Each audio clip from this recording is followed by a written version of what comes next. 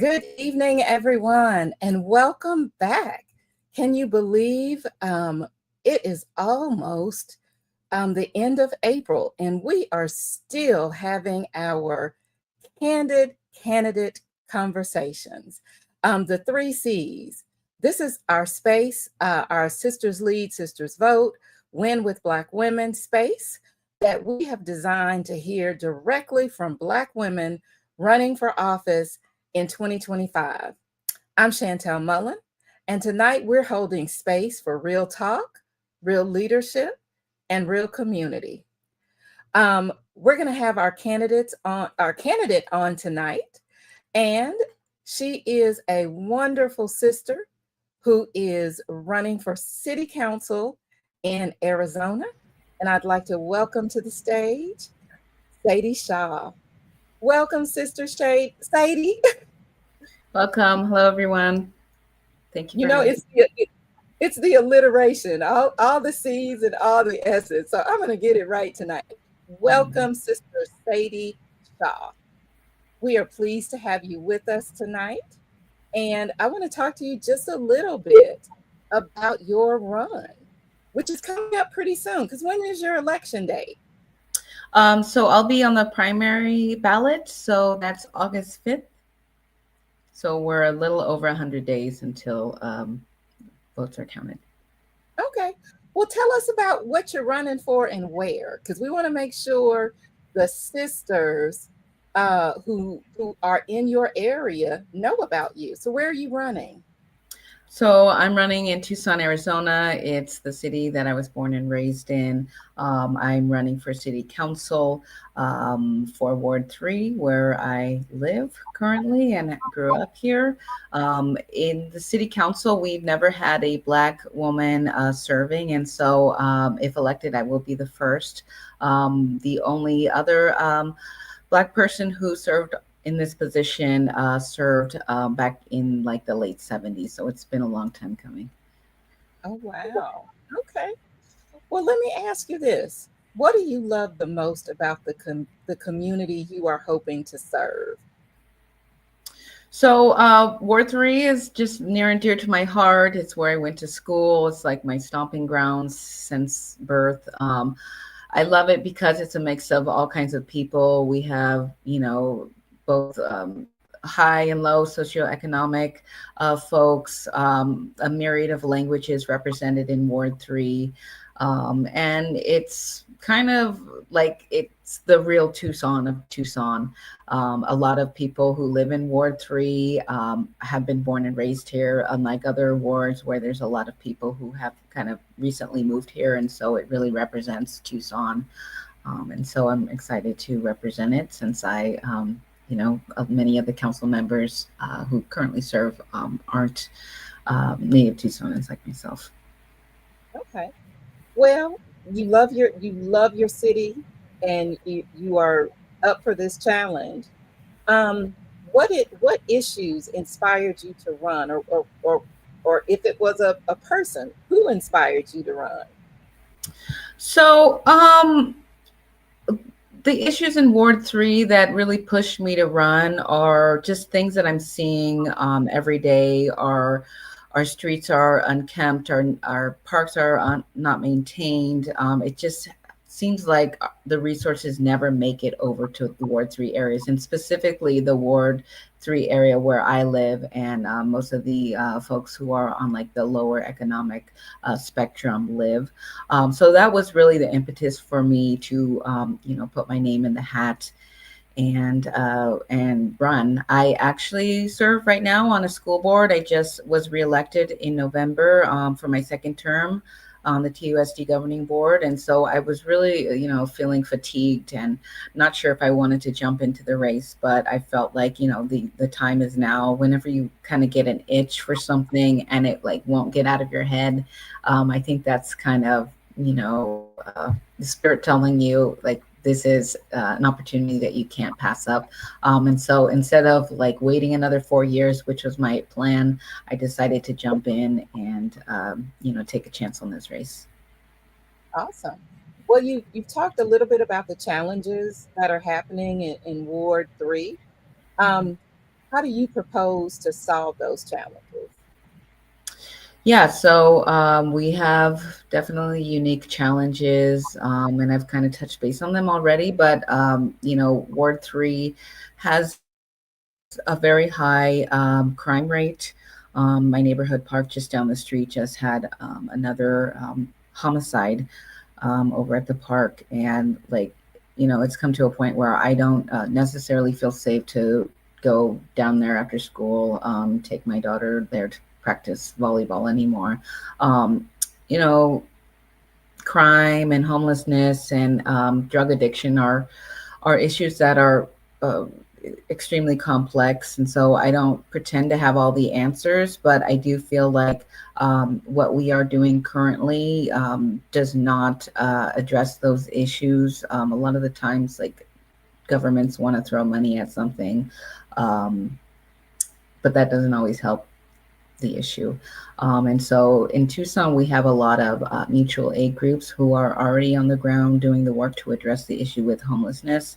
And they built relationships with people. And I feel like when it comes to homelessness, we really have to do the work first in building trust and hearing people's stories before we even think that they will trust us enough to, take a chance on, like, a different life that maybe they've been living this way for a long time and it's comfortable. And when you want to try to make a change, it's often, even though like maybe it's more comfortable physically, it's uncomfortably spiritually. And so I think just building trust first, whether it's with grassroots organizations or with more like governmental entities, we have to really just build those relationships first.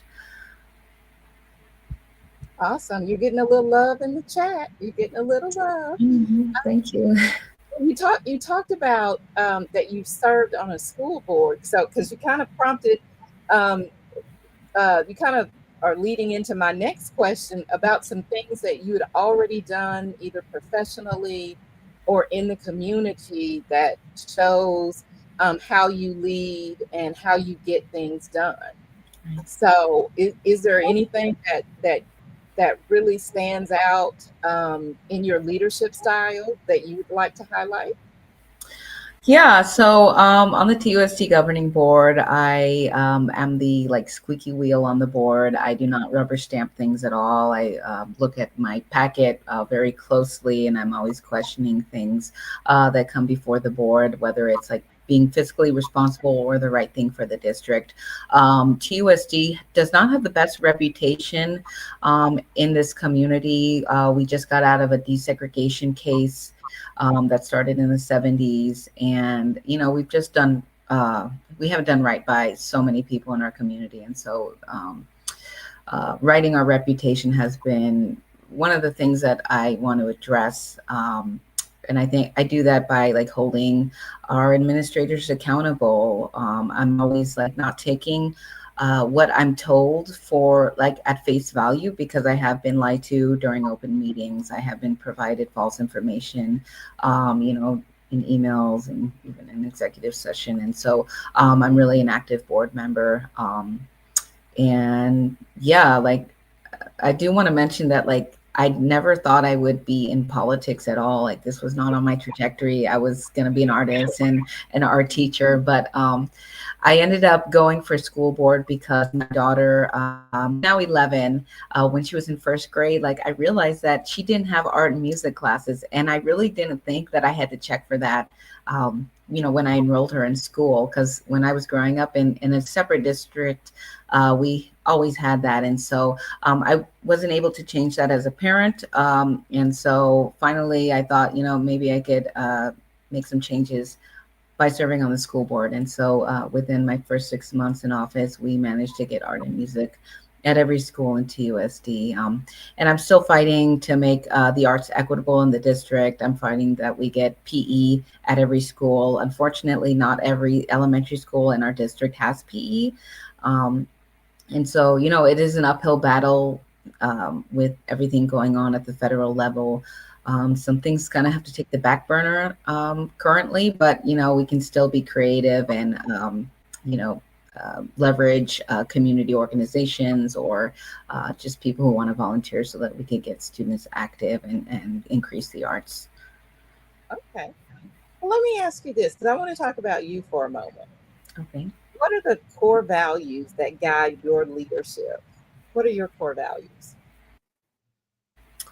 My core values. I would say just, integrity, making sure that you follow through with what you promise, especially on the campaign trail. I think politicians like make these grandiose promises to the community, and making sure that you really keep those promises like at the top of your personal agenda, so that like as you're, you know, at open meeting, you're remembering those promises that you made on the campaign trail, and even things like when you're just talking to folks, whether it's email or a person to person, and they ask like you to follow up.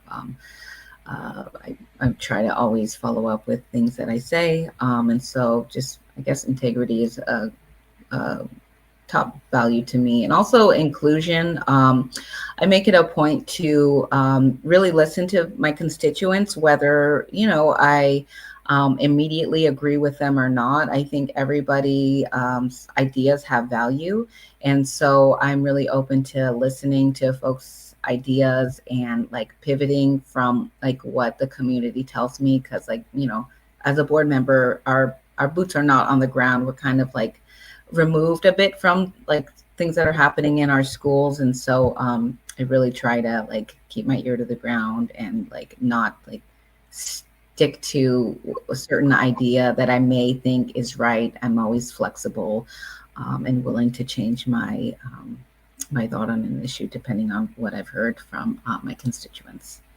Okay. Okay. Well, again, I'm going to ask a you question. Okay. What's a tradition or value from your family or community that you carry with you into this work? Tradition or value from my community. Well, gosh, I mean, that could go so many different ways. Whichever one resonates most with you. Yeah, I mean, I think I've kind of touched base on it already. It's just like being open to different ideas, different people, um, not being like stuck on like one specific idea just because it's like your base wants that or like your party wants that. Really trying to include everyone in the decision making. Yeah. Okay. Well, one more you question. What's one thing people might be surprised to learn about you? Gosh, I would say that, well, It's hard talking about you, right? Sometimes. what would you be surprised to know about me? Well, I don't know. I mean, I'm an artist, though I haven't practiced as much as I would like to. I do every sort of art that you can think of. My focus is video installation and performance art.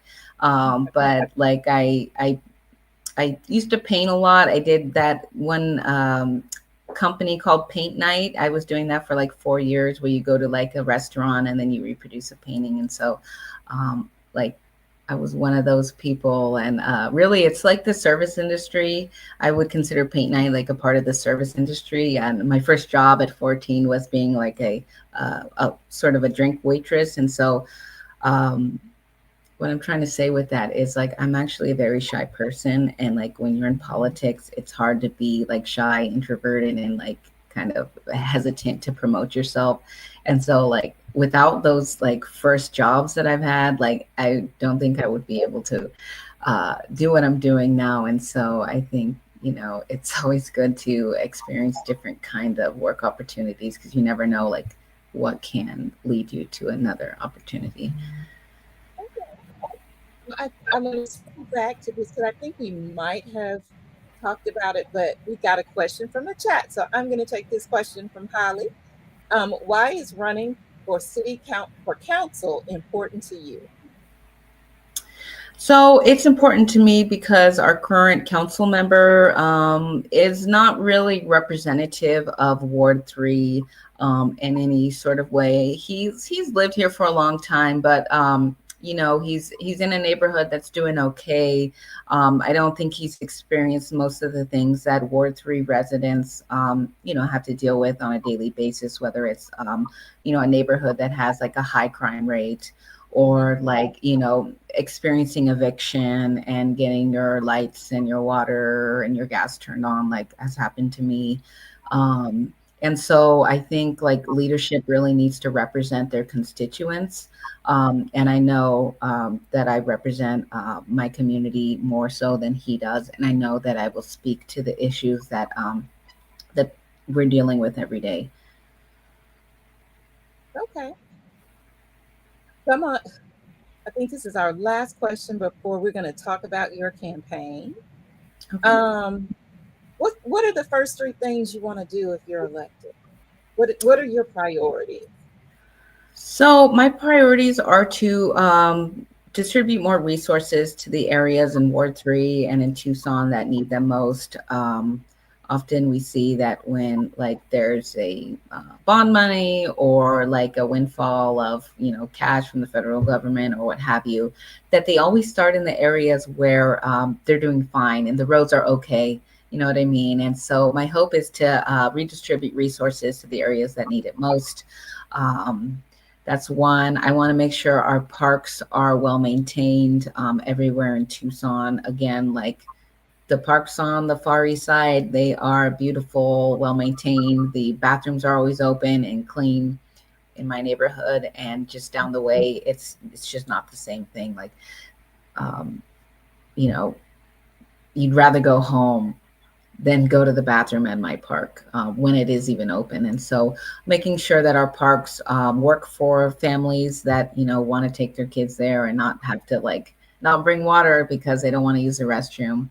And so I think it's important that our community infrastructure is equitable and works for everyone.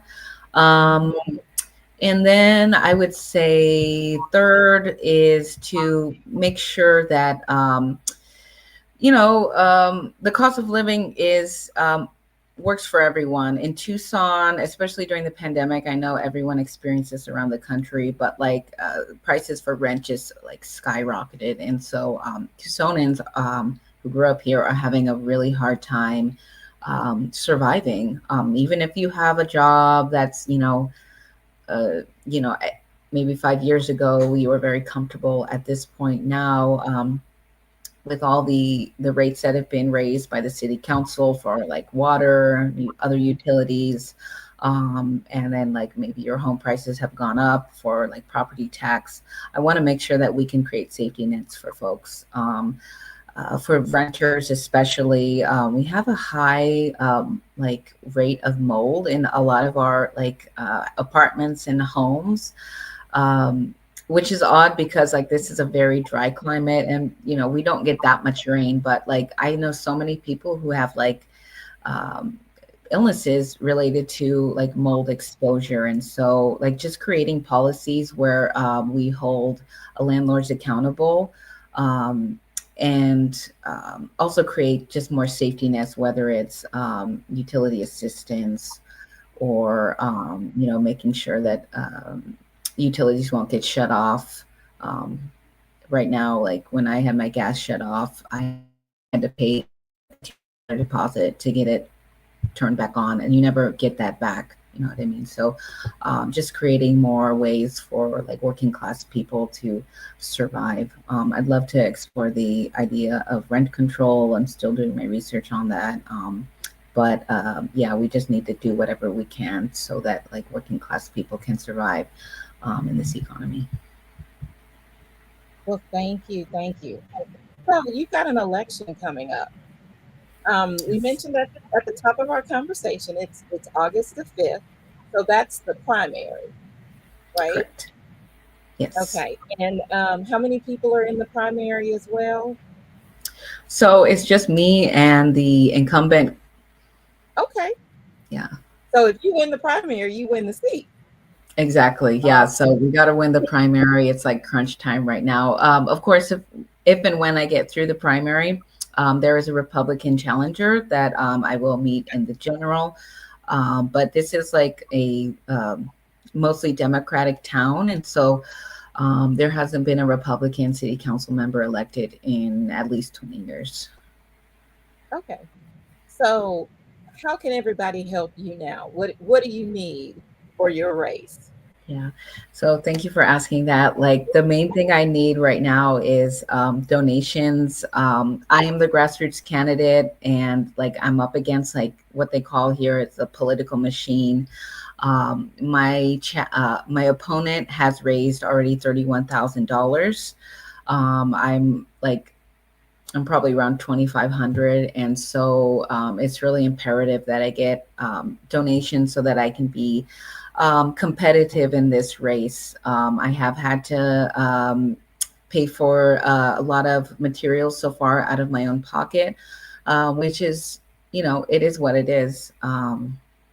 But I need all the help I can get. And so anything that you donate will eventually be doubled. I'm running as a clean elections candidate. And so once I get 200 donations of $10 or more from City of Tucson residents, any donation, whether it's within the city or outside of Arizona, will be doubled. The contribution limit for my race is $500 per individual. And so if you all can help me get there, just like even the smallest amount, $5 would be super helpful. If you know people or if you yourself can donate more, that would be fabulous. Because everything counts, and everything is helpful. Right now, we do not have any paid staff, and everyone is just working from like the desire to have a candidate that represents them. And so we're hoping that we can purchase yard signs and literature and be able to send out mailers to at least 5,000 people. But as you know, like uh, campaigns cost a lot, and like even from this race to my last one in 2024, the price of paper and mailers and everything is going up. And so yeah, spreading the word about my campaign and donating would be huge. Okay. Well, I'm going to let you close out and because there are people who are with us tonight. They may not be in your district, but they may have friends or family who are. And so we're sharing your social media links so that they can follow you on social media to keep up with your campaign. We also posted your campaign website. But what is it that you want to leave us with tonight? What do we need to know about Sister Sadie that we need to walk away with and go tell our friends and family? Yeah. Yeah. Well, first, just thank you all for listening to me. Thank you for your questions, and giving me space to talk. One thing to just know about me is that, like, I'm here for the people. I'm not here for like the notoriety or like all of that. Like, in fact, I'm like, if I could do everything like in the back without being known who I am, I would, but I know like we have to be upfront with everything like that. And so like this is a historic campaign. Um, when we win, we will be able to finally have Black representation on the city council. And I don't plan on being one of those politicians who, has like all these ideas and says they're going to defend the people. And then once they're elected, they don't. Like, I have a track record of being the squeaky wheel and being the person who will advocate for the people when no one will. I'm going to do the same on the city council level. And so, like, if can help me out, that would be fabulous. Even just reacting to any of my posts on any of my social medias would be huge to just like, widen my algorithm. And so, if you have any other questions, feel free to reach out to me on my social media accounts, or my email is sadie4ward3.com. And yeah, thank you for your support. Well, we thank you. And again, we appreciate all of the sisters and sisters like you who are stepping up to leadership. It takes a lot to run for office. So we just want to say we appreciate you and best of luck in your race. And so with that, that ends our candid candidate conversation for today. And we will be back again next week with another candidate. So thank you, thank you, thank you. Someone asked, what state do you represent? We do have a quick um, uh, question in the chat, and if we could put your donation link up, we've got a question about the Yeah. donate link. Yeah. So I'm in Arizona. The city I live in is Tucson. All right. Thank you so much. Thank everyone for joining us. We appreciate you taking time out of your busy schedule to learn more about candidates who are running across the country. We have a historic amount of Black women who ran last year. We're on track to have another historic amount of Black women running. So if you want to find out a lot more, we highlight and spotlight these candidates here on this platform, but also go to Sisters Lead, Sisters Vote. Um, Candidates and their election dates are spotlighted there as well. I don't know if we have our graphic for our Black women. If you are a Black woman who, there we go. If you are a Black woman who is running for office, or you know a Black woman who is running for office, have her sign up so that we can be tracking her election. We had a phenomenal candidate yearbook last year, and it is on the Sisters Lead, Sisters Vote website if you have not seen that.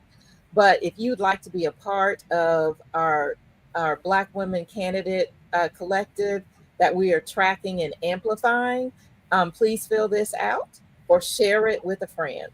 And with that, we thank you and good night.